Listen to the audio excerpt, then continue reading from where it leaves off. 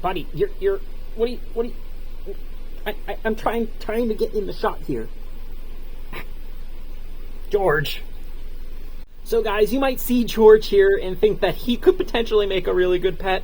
Now George has been with us for quite a long period of time, and he's used as an ambassador animal all of the time in a lot of the programming that we do. However, these kinds of animals don't really make great pets unless you have a lot of history working with different reptiles. They require very specific types of care, and it takes a long time for them to be so used to people. Sometimes monitor lizards, they're very defensive animals. They don't like to be cornered. They could try and turn and bite, or they can use that tail as a defense mechanism, and they can actually whip really, really hard. Now, a water monitor could whip a large cat species so hard in the face with their tail that they could actually blind it their entire lives. A full-grown water monitor, Asian water monitor, could actually exceed about sometimes up to about 10 feet long. That's a really long individual. However, their tails are huge and they have a lot of power in them. So friends, remember, these animals are not legal to possess in the state of Massachusetts.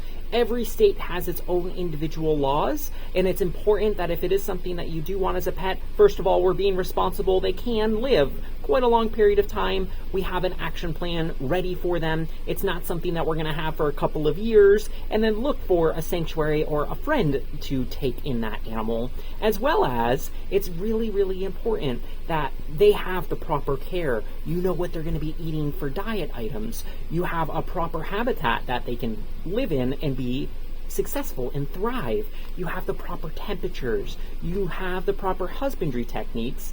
Humidity levels, lighting, all of those different factors are critically important when it comes to the well-being of a reptile. And friends, there are some really great species of lizards to have as pets. The bearded dragon is one of the most common species in the United States as a pet. And those guys can make really, really good pets. Something like a monitor lizard really doesn't make a great pet unless you have a really, really good setup for them. And again, you have to have permitting through the state of Massachusetts in order to possess them. Savannah monitors, like my friend here, are not the water monitor that you might be hearing about in Webster. It's a different species, but they're in the same general grouping. They're called varanus or varanids, and they are the monitor lizard group. So in that group, there's things like crocodile monitors, there's Argus monitors, there's Quince monitors, there's Savannah monitors, the Komodo dragon. There's all different types of monitor species. There's tree monitors, really, really cool animals, but require very specialized care. And again, it's something that if it is an animal that you really, really want, and it's an animal that you think could make a good pet, I would second guess yourself immediately, because they do require so much to take care of.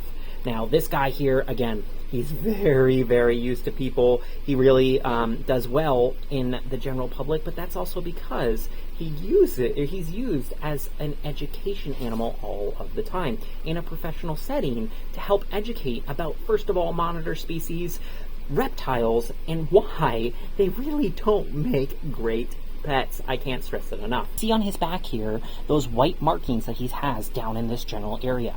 So this guy was actually somebody's pet that they had and they really weren't taking great care of.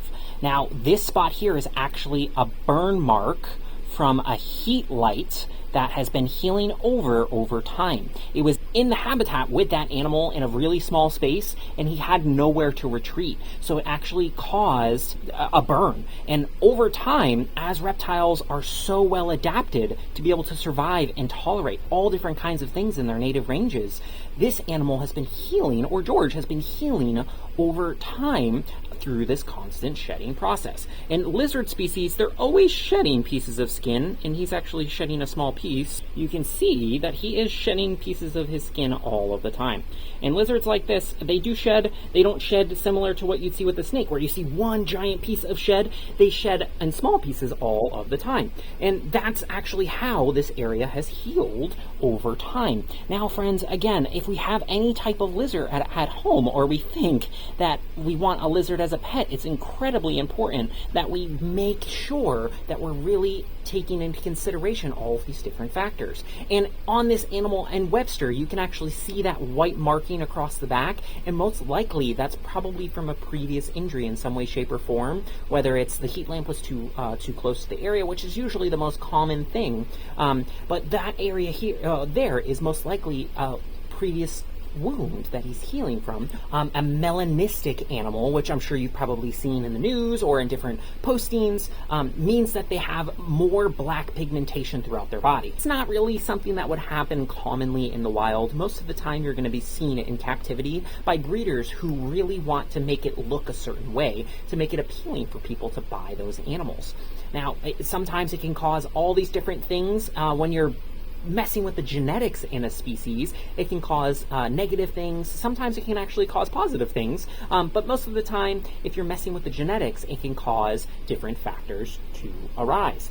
Now, guys, with an animal like that, when they are melanistic, or the opposite, which is albino, which means they're lacking all of the black pigment in their body, even their eyes would be red, it's something that they really couldn't survive out in the wild. Now, we have no idea where this animal is. Most likely, I would state that it's probably somewhere still in that area, or if it still hasn't been sighted, it's probably hunkered down. There's a possibility that we will never see it again.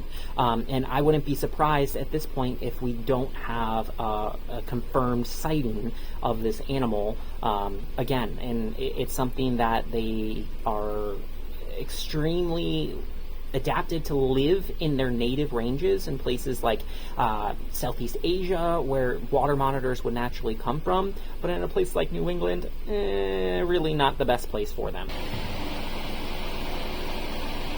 It's really, really important that we have an understanding of some of these different factors when it comes to these animals. And again, we don't want to panic around a situation like this. Over the last few months here, we've had multiple different situations surrounding reptiles that we've been a part of. So the cat-eyed snake in the bananas in the market basket up in New Hampshire, that animal ended up coming to our sanctuary. Again, it's something that a lot of people were freaking out. Oh no, there's snakes in the bananas. There's no snakes in the bananas. That animal never even made it out to the floor. And a lot of these times, news organizations will sensationalize this so that people click on it. It's not something you hear every day, that there's a monitor lizard running around your backyard if you're in Webster, or even in the neighboring towns, or even in places like Connecticut. But guys, it's very, very important that we don't panic in these situations. It does come, there's absolutely no way that they would survive. It's way too cold. They're not adapted to be able to survive like our native reptiles that we have here, who will go down and den or retreat themselves in that general area. You can see he's slowly starting to close his eyes. I think I might be boring him a little bit here. His other eye is closed. But guys, it's so incredibly important that we are being mindful of any of these situations. There was also that sighting of a copperhead in Attleboro, Massachusetts as well. Now that has been confirmed not to be a copperhead and to be a northern banded water snake. So remember, it's really, really important that we do a little bit of our homework. If you do see this animal, please, please, please notify officials, whether it's the Webster Animal Control, the Mass Environmental Police, and they will deal with it accordingly. At Rainforest Reptile Shows and RRS Oasis, we do train local, state, federal, as well as even international agencies, including the Massachusetts Environmental Police, on how to deal with potentially dangerous reptiles. And they're 100% equipped, very well trained, and know how to deal in these specific situations. And it is something that we do consult and work with them. They're trying to figure out a way to capture it. They will consult with us just to make sure that everyone's staying safe. We want the general public to stay safe. We want the officers to stay safe. And we absolutely want this animal to stay safe if we're able to locate it.